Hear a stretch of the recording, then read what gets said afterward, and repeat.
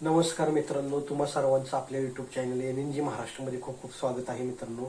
आज मित्रांनो माळशिरसला 61 फाटा मैदानावरती जबरदस्त असं हिंद केसरीचं मैदान मित्रांनो भरलंय. आणि या मैदानामध्ये येत ना जी जी प्रमुख बैल आहे जी की सेमी फायनल साठी पात्र झालेत ती मी तुम्हाला सांगणार आहे मित्रांनो.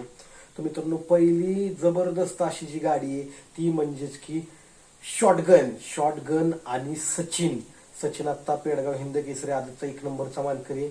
आणि त्याच जोडीला ओपन मध्ये जो 1 नंबर झाला होता तो मेहरबान कोरेगाव हिंद केसरीपणे जबरदस्त मित्रांनो गाडी पळाली. ती गटाला स्पीड खतरनाक लागले, ती गाडी मित्रांनो सेमी फायनल साठी पात्र झाली आहे मित्रांनो.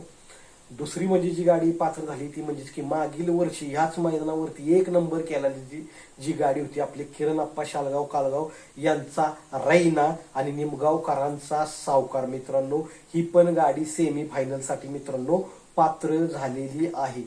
तिसरी गाडी म्हणजेच की बैलगाडा शर्यत क्षेत्रातला देव म्हणून ज्याला ओळखला जातो तो म्हणजेच की द्वादशम हिंद केसरी बकासूर आणि मल्हार, ही पण गाडी मित्रांनो सेमी फायनल साठी तिथं पात्र झालेली आहे मित्रांनो. जसं की मी तुम्हाला काल सांगितलं, गट क्रमांक 19 मध्ये आपल्याला जबरदस्त लढत पाहायला येणार आहे. ती म्हणजेच की वेगाचा शेवट सर्जा आणि स्वर्गीय पंढरीशेठ फडके यांचा सर्जा, या दोघांमध्ये जबरदस्त अशी लढत झाली. आणि या ठिकाणी वेगाचा शेवट सर्जा आणि चांद ही जी गाडी ती सेमी फायनल साठी मित्रांनो पात्र झालेली आहे. बैलगाडा शर्यत क्षेत्रातलं रॉकेट म्हणून ज्याला ओळखलं जातं तो म्हणजेच की गोहटचा सर्जा आणि आबा शेवाळे आपले बैलगाडा शर्यत संघटनेचे अध्यक्ष यांचा पाखऱ्या आणि गोटचा सर्जा, ही पण गाडी मित्रांनो सेमी फायनल साठी पात्र झाली आहे मित्रांनो. शंभूबाजी ग्रुप खडकवासला यांची बुलट आणि आपशिंगेकरांचा चित्र्या, ही पण मित्रांनो गाडी सेमी फायनल साठी मित्रांनो त्या ठिकाणी पात्र झालेली आहे मित्रांनो.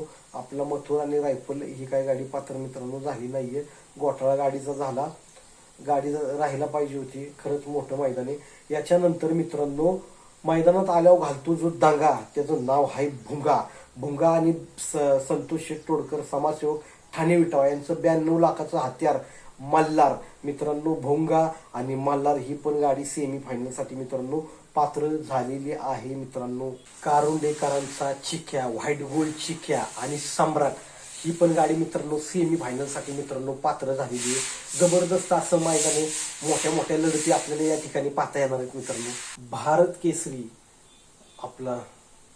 भारत केसरी लक्ष्मणराव आणि सोन्या ही पण जी गाडी आहे ती मित्रांनो सेमी फायनल साठी पात्र झाली. सोन्या हाच बैल आहे, काळा बैल, ज्याच्या बरोबर बाकासूर पळला होता तो, म्हणजे ज्यावेळेस बाकासूर नावात नव्हता त्यावेळेस त्या सोन्या बरोबर पळलेला तोच बैल सोन्या आणि लक्ष्मणराव, ही पण गाडी मित्रांनो सेमी फायनल साठी पात्र झाली. जबरदस्त अशा लढती आपल्याला पाहायला मिळणार त्या ठिकाणी. आणि कोण होणार 1 नंबरचा मानकरी, तुम्हाला काय वाटतंय मित्रांनो?